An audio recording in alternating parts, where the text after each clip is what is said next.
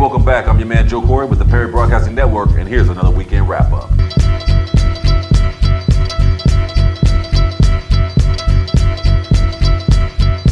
All right, first we're gonna hit you off with the court report. And first off, Chris Brown. Now, you know if you gotta put Chris Brown in the court report, it ain't gonna be good news. Here's what's going down. Apparently Chris Brown was in court this week to try and get his probation revoked if you would, stemming back from the whole incident with him and Rihanna. Well, the judge put 2 and 2 together, knows about the DC brawl, and revoked that request. Yeah, basically he's like, you know what? You're on probation, you're not supposed to be getting into fights. It's called breaking the law. And when you break any law when you're on probation, that can get you put right back in jail. And he's lucky to get put back in jail. It seems the judge is pretty pleased with the way he's been doing with his rehab. The progress has been real nice, it's been real cool, so he's letting him ride for now. Chris Brown does have a court date back with that same judge in February, in which case he could end up in jail. And the court also told him, hey, no medical marijuana for you, sir. I don't think it would be wise right now. But the judge was nice enough to let him go and do his toy charity drive, which took place Sunday, December 22nd. So shout out to the judge for having a little bit of Christmas spirit in him to let Chris do that. Our next story, we're gonna have to take it back 15 years, man. It seems a writer that used to work for the Chicago Sun-Times named Jim DeRogatis and his former colleague Abdin Palish. They're not only the ones that broke the story, but they're the only ones that investigated and did all the research about the whole R. Kelly affair. That's right, we're going back to R. Kelly. With this new album, Black Panties, coming out, these new stories have resurfaced. It turns out there was a lot of lawsuits that were never even reported. And I wanted to read this to you as it was quoted. The saddest fact I've learned is nobody matters less to our society than young black women. Nobody. In an excerpt of one of the affidavits taken from one of the young ladies, she states where her relationship with R. Kelly started when she was between the ages of 14 and 15. Apparently in his early ages of his career, he would go back to this certain school, visit this choir class, okay? And pick up on the sophomore girls. Take them back, have sex with them, take them out, buy them tennis shoes, let them hang out at the studio. Feel like, you know, they were really part of it. You know, you roll with R. Kelly, baby, it's me and you. And for a teenage girl, very impressionable. This went on for like a year and a half. Then when he broke up with her, she was so distraught, she tried to kill herself, slit her wrist. And then she also went on to say there was other girls involved. She was saying that R. Kelly would have her recruit other girls, have those girls having sex with each other and himself. It was just crazy. For more details on that, Google the whole thing. It's out there. This is why I will not support R. Kelly. Not on a CD, Trapped in the Closet stories, not on a concert ticket. I'm done. And in our final court report story, sad, I hate to report this one, man, but it is what it is. I'm gonna put it out there. Your man Michael Clarke Duncan. We all know he's been laid to rest for over a year now. He's laying in an unmarked tomb right now. And that's because they say of his girlfriend at the time, Omarosa. Yeah, apparently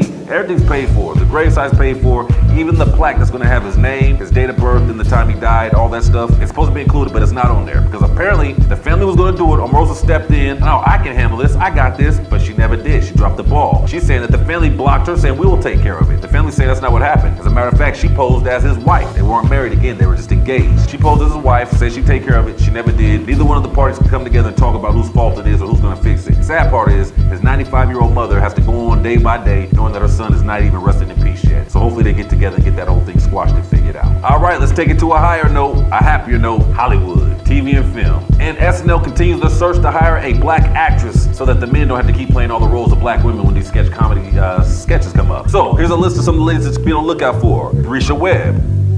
You've seen her on that show on TV One. Love that girl. She plays I'm Unique. Now here's the deal with that. They're saying she's too busy because of the show on TV One. Others are saying, girl, are you crazy? Lauren Michaels, NBC, Saturday Night Live? You better get that money. Other people, Tanisha Long, she's an improv player who was on MTV's Girl Code. Check her out on there. Gabrielle Dennis, everyone out there has watched the game on BET. She played Janae. I didn't know Janae was that funny, but then I thought back to a small part she had, and was it Janky Promoters with Ice Cube and Mike Epps? She was in that for a quick second. Made me laugh a little bit, so maybe she could pull it off. There's a young lady named Amber Ruffin who's a member of the Boom Chicago and Amsterdam-based sketch comedy group. They do a lot of improv. And then I told you already about Leslie Jones, Big Les, the comic. I can only see her playing other men on the show, though. I'm just joking. Big Les is funny as hell. I can see her pulling it off. Speaking of people being auditioning and getting roles, shouts out to your girl Rosie Perez. Be on the lookout for her to star opposite Jack Whitehall in ABC's single camera comedy and American Education. And for an example of what a single camera comedy is, see Scrubs. There you go. Perfect example. Shouts out to Nia Long. She'll be appearing on WE TV's first scripted series called The Divide. She'll be playing Billy Page, the DA's hard-charging wife. Ooh, sounds like a major role for Nia Long. We get to see Nia Long every week, every day, every week, whatever it is. I'm good with it. After Best Man, y'all see how she looked when she was on the couch and the leg was moving on. Michael K. Williams and Carmen Ejogo. You know Michael K. Williams, he played Omar on The Wire, and he plays on Boardwalk Empire, and Carmen Ejogo played in Sparkle. Well, they're both going to be in the sequel to The Purge. So watch out, Purge 2, those two will be in it, should be interesting. Bokeem Woodbine and the Jizza, they're joining forces to be in this movie called AWOL 72. I don't know when it's coming out yet, but anytime the RZA's in a movie, it's worth checking out. Now, all my Grey's Anatomy fans out out there. You know Chandra Wilson, she plays Dr. Bailey. Well, check this out. She's gonna be moonlighting at General Hospital. Yeah, apparently she's gonna be on there, making a couple of appearances. We don't know if she's gonna be playing Dr. Bailey yet, but she will be on there. It's gonna be worth checking out. Now we'll find out she's gonna be playing the same character Dr. Bailey on January 28th. Tune in and find out, let me know, because I don't have time to watch General Hospital. Also, since we're speaking of ABC and we're speaking of Shonda Rhimes type of characters, she gets another big round of applause. She's been named 2013's TV Star of the Year by TV Guide, so shout out to Miss Kerry Washington. She just continues to blow up the spot and do what she do, and she does it well. And my final television news story, big shouts out to Wayne Brady. He will be hosting the 2014 BET Honors Awards, which will air on BET at 9 p.m. Eastern on February 24th on the BET networks. Now let's move on to the wonderful world of music. Beyonce,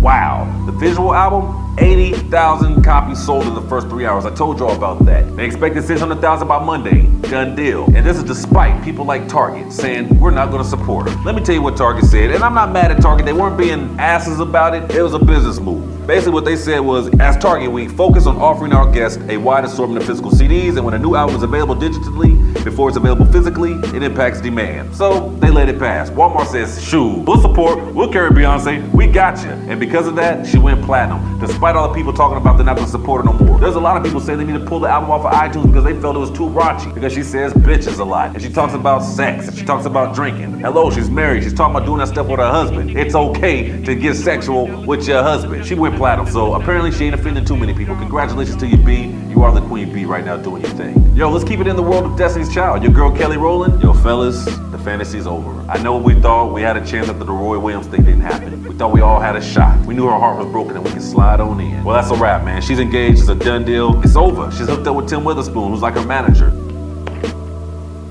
Speechless. Let's move on. This section we call Google Quickies. That means I'm gonna tell you a little bit, you gotta go on Google to check it out. Your man Wale called into Complex magazine the other day, pissed off because they did a top 50 albums of the year and he was left off. And his whole point was, how Juicy J gonna be on there and I'm not? You wanna hear someone spazzing out? Google Wale spazzing out on Complex. Something to check out. Also, another Google Quickie for you. If you have a child, or if you yourself are a high school kid, hell, you might already be in college. You need a scholarship. You go to an HBCU, go to Tom Joyner's Foundation. Google it, pull it up. It'll tell you how you can get you some money so you go to school for free. Another Google Quickie. You know Erica Campbell, one half of Mary Mary? Recently, she took some pictures.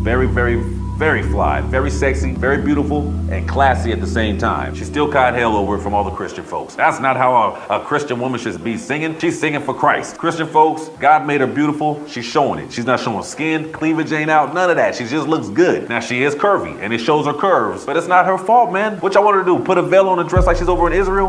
Get over it. Google the picture, judge for yourself. All right, back to the music side of things. Kanye West recently made some remarks. Let me just read them to you. Black people don't have the same level of connection as Jewish people. Black people don't have the same connection as oil people. A lot of Jewish people took offense to that because it was yet another example of people saying that Jewish people control the industry as far as music and television and film and all of that, and they took offense to it. But guess who has his back? The Nation of Islam. Minister Louis Farrakhan says, you know what, Mr. Foxman? I wish you and I could have a dialogue. Basically, Mr. Louis Farrakhan says he don't have to apologize. Did he lie? No, he told the truth. When you got the Nation of Islam behind you, that's a pretty powerful weapon. And when you acting like Kanye, I can expect Kanye to really show his ass over the next few weeks now. Speaking of Kanye West, y'all remember that crazy Christmas card that the Kardashians put out a while back? Kanye's idea. Nobody's surprised, right? I didn't think so. Final story of the day, sad news, Kobe Bryant. I'm not even a Kobe Bryant fan, not a Laker fan, but I hate to see superstars like this who've given so much to the game go out like this. He's out for 6 weeks with his knee issue. At the end of the day, I think his body's breaking down. There's a lot of wear and tear on those treads. Talking about the tires, his feet, I mean, metaphors. He's got a lot of miles on them legs. Even though he's a young 35 years old, he's been in the league for 17 years. So Kobe, I hope you get well. I would like to see you go out on top, but ain't nothing wrong with retiring either, brother. I mean, you've done a lot. There's not much else you can do for the game. Hey, that's your weekend wrap up. I'm your man Joe Corey with the Perry Broadcasting Network.